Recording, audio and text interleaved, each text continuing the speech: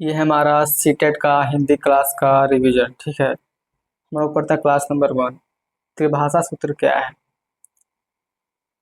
देखिए त्रिभाषा सूत्र।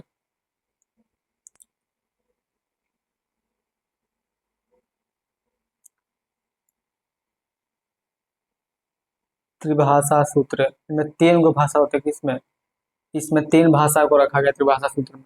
विद्यालय में शिक्षा होती है, जब पढ़ाई लिखाई होती है तो सीखी जाने वाली भाषाएं को त्रिभाषा सूत्र कहते हैं। प्रथम भाषा, द्वितीय भाषा, तृतीय भाषा, 3 गो भाषा रखा गया है। प्रथम भाषा किस कहेंगे? प्रथम भाषा किसको कहेंगे? जिसको मातृभाषा या क्षेत्रीय भाषा कहते हैं उसी को प्रथम भाषा कहते हैं। मतलब हम लोग बिहार में रहते हैं, बिहार के अरवल जिला में रहते हैं, तो हम लोग यहाँ मगही बोलते हैं। आरा जिला वाला भोजपुरी बोलता है, तो उसका क्षेत्र भोजपुरी हो जाएगा। भाषा हमारा हो जाएगा मगही।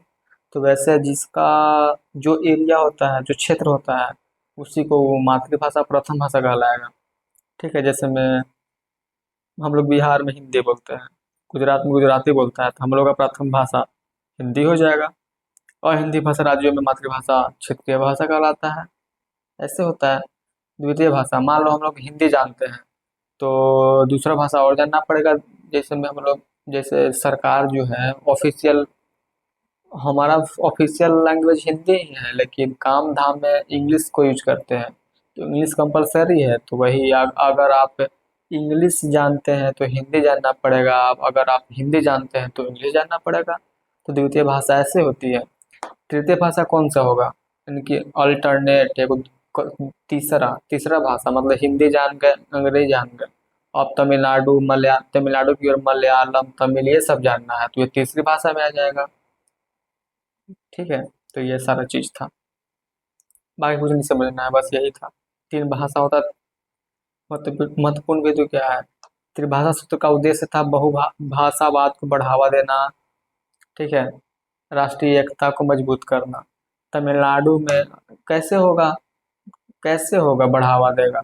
राष्ट्रीय एकता कैसे होगा? मान लो कि हम लोग बिहार के हैं, तमिलनाडु में गए, वहाँ का लैंग्वेज हमको समझ में नहीं आता, तो कैसे एकता बनेगी? नहीं बनेगी।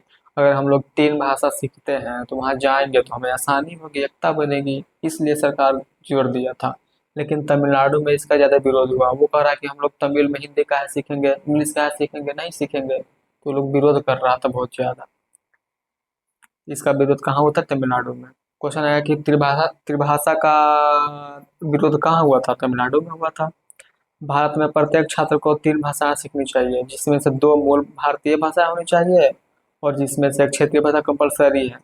ठीक है। त्रिभाषा सूत्र सरकारी व निजी स्कूलों में लागू होता है। ठीक है। 1968 में, कब? 1968 में। 1968 में त्रिभाषा सूत्र को राष्ट्रीय शिक्षा नीति में शामिल, नीति में प्रस्तुत किया गया था या शामिल किया गया था, एक ही बात है। त्रिभाषा सूत्र संविधान का हिस्सा नहीं है, सबसे जरूरी बात। त्रिभाषा सूत्र का जिक्र संविधान में नहीं मिलता है। 1968 में शामिल किया गया त्रिभाषा सूत्र को। ठीक है, नई शिक्षा नीति में शामिल किया गया था।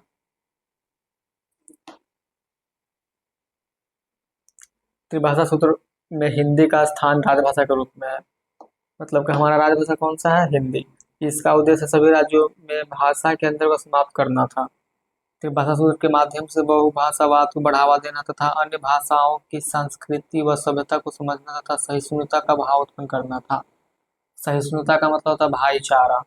भाईचारा मतलब बढ़ाना, दूसरे धर्म या भाषा के लोग के प्रति सद्भावना रखना, भाईचारा रखना, ये था त्रिभाषा सूत्र का महत्व। ठीक है, तो ये था हमारा क्लास नंबर 1 त्रिभाषा सूत्र। मिलते हैं क्लास नंबर 2 में, हिंदी का।